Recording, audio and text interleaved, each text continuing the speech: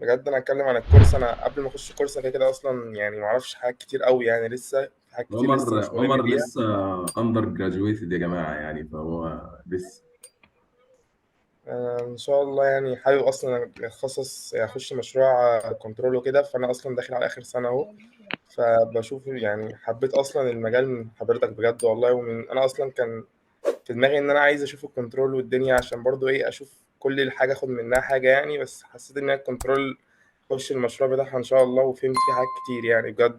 حوار الاستيميشن دوت بجد، كن البنود يعني عرفت اصلا البنود كانت ازاي بيتعمل، يعني انا منه عرفت ازاي البنود ازاي بيتعمل، وحوار التسعير ده كان مهم جدا بجد. وشكرا لحضرتك بجد والله، وبشكر من هنا باشمهندس احمد معتز بجد ان هو عرفني بحد زي حضرتك.